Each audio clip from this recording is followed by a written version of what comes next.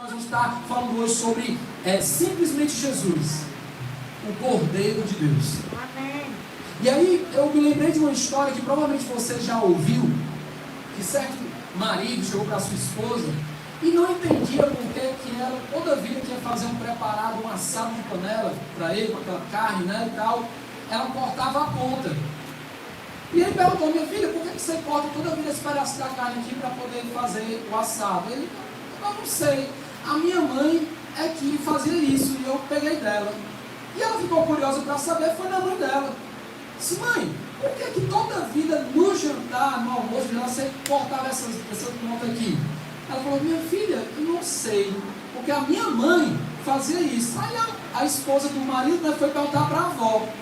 A avó da mesma forma disse que não sabia por quê.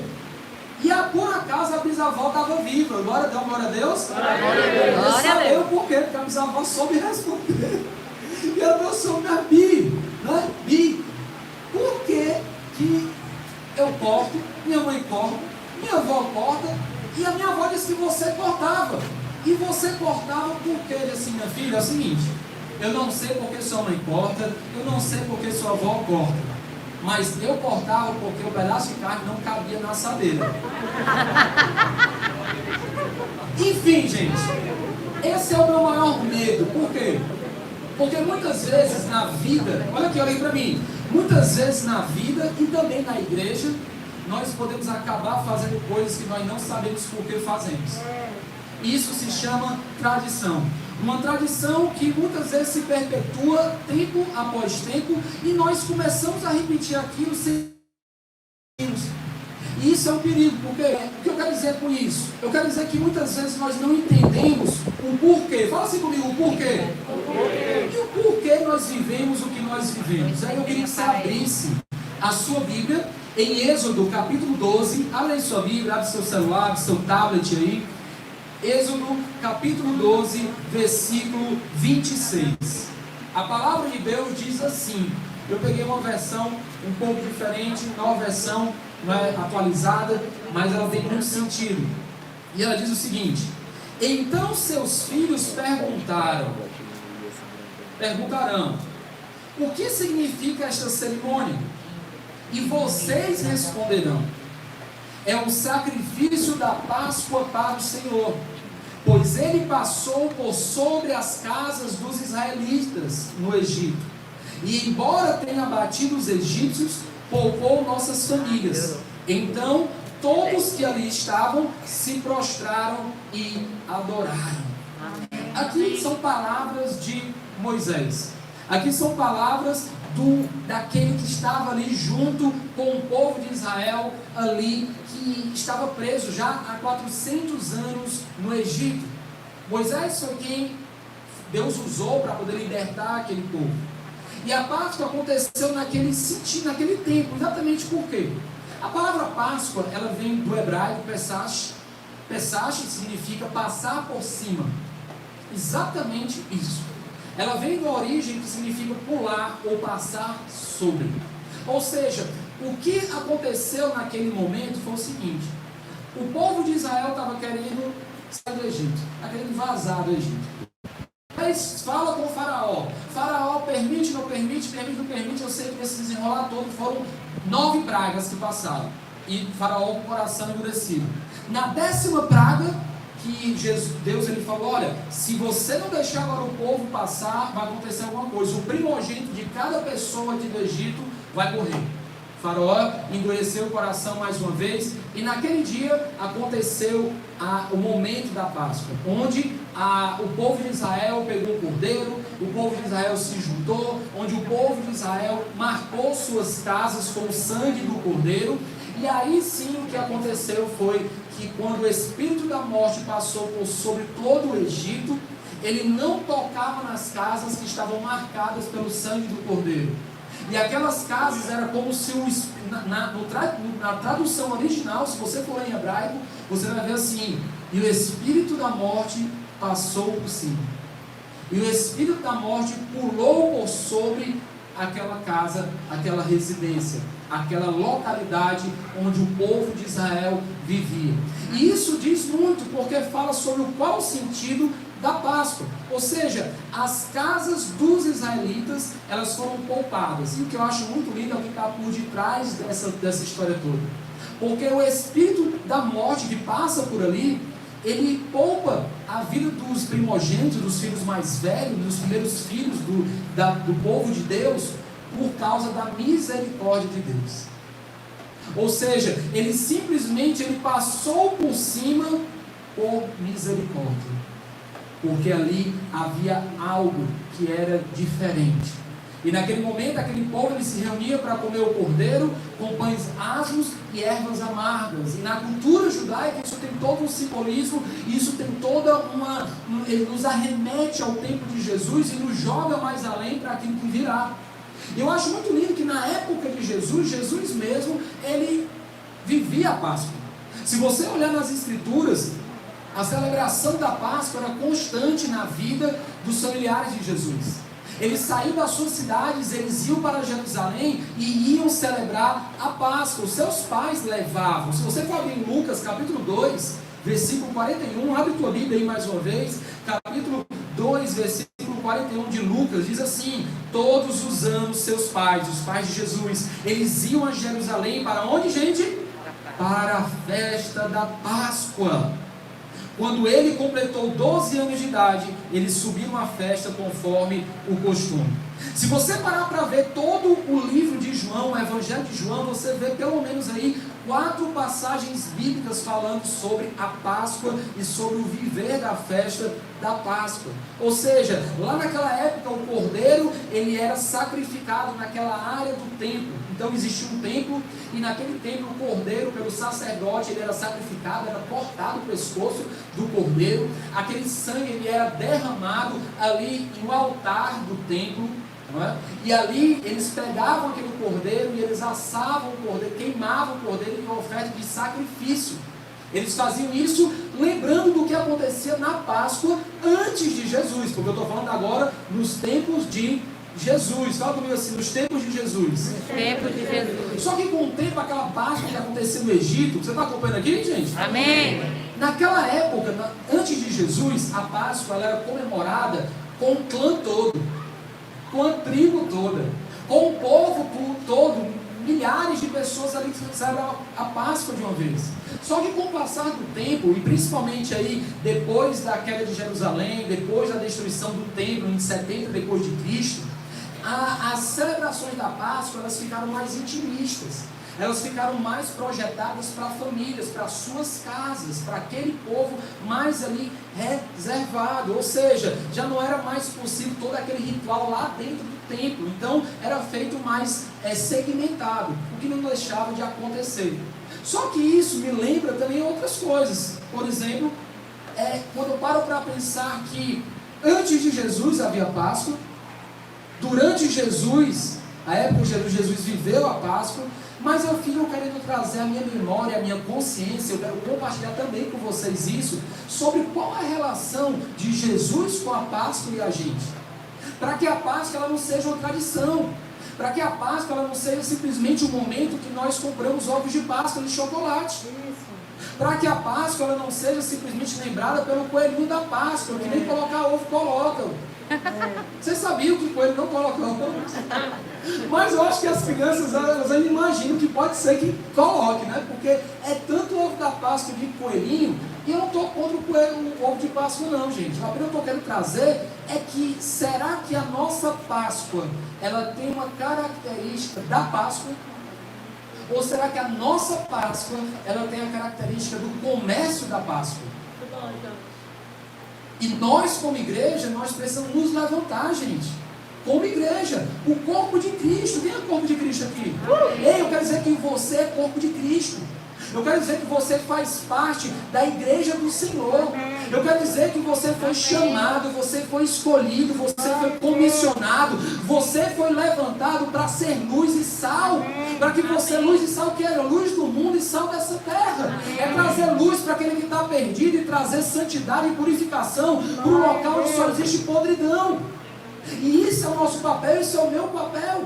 Hoje eu estou aqui também para falar sobre o Cordeiro de Deus. E não falar sobre o coelho da Páscoa. Apesar do meu sobrenome ser coelho. Eu poderia puxar a sardinha, né? Jorge Coelho da Páscoa. Não, mas a questão é o Cordeiro de Deus. Por sinal, quem foi que viu o banner do nosso culto da Páscoa? Quem foi que viu nas redes sociais? Vamos dar um salve de palmas aí, porque a galera está se garantindo. Glória a Deus por isso. Ou seja, naquele dia, quando eu paro para pensar isso aqui, eu não posso deixar de mencionar um cara que marcou a história, Daniel. Isaías. O profeta Isaías. O profeta Isaías, no capítulo 53, versículo 7, ele fala exatamente que aquele que viria, o Messias, ele viria como um cordeiro e seria levado ao matadouro. Falando de Jesus, sem Jesus ter nascido. Então chega João Batista, lá pregando no deserto, comendo gafanhoto e mel, se levanta como um profeta e começa a falar: eis o Cordeiro de Deus que tira o pecado do mundo. Jesus, ele naquele momento chegando para ser batizado, ele aponta para o Messias e diz assim: olha, esse aqui é o Cordeiro de Deus. Não é aquele aqui para mim, gente, não é aquele cordeiro lá da época lá do Israel, não, lá do Egito, não. É esse o cordeiro que nós estamos esperando. É esse cordeiro que deveria de vir. É esse cordeiro que salva, que liberta, que cura, que transforma. Amém. É esse cordeiro que regenera. É esse cordeiro que pode fazer a diferença na minha vida e na tua vida. É o Jesus Cristo de Nazaré, que nasceu numa manjedoura e que hoje está aqui entre nós. Era isso que João Batista falava. E João Batista, ele declarava isso, sabe por quê? Porque ele sabia, meu irmão, ele sabia, minha irmã, que o negócio ia ficar complicado para aqueles tempos, porque ele sabia que o profeta Isaías falou que o Cordeiro de Deus, ele ia para o matadouro. Amém. E ele sabia que quem fosse do lado do Cordeiro também poderia ser sacrificado. E eu paro para pensar, quantas vezes nós estamos dispostos a ser sacrificados pelo Cordeiro? Quantos de nós estamos dispostos a pagar o preço pelo Cordeiro? A ir a lugar onde ninguém vai, a fazer o que ninguém está fazendo, a falar o que ninguém está falando. Gente, Romanos capítulo 12, 21 fala assim: ei, se te fizerem mal, paga o mal com o bem. Isso é sacrifício. Isso é sacrifício verdadeiro diante de Deus. Não é chegar porque o cara te fez mal, aí você, mas tá bom, tá me pagar, tá, vai ver. Não. Deixa que Deus, ele faz a sua justiça.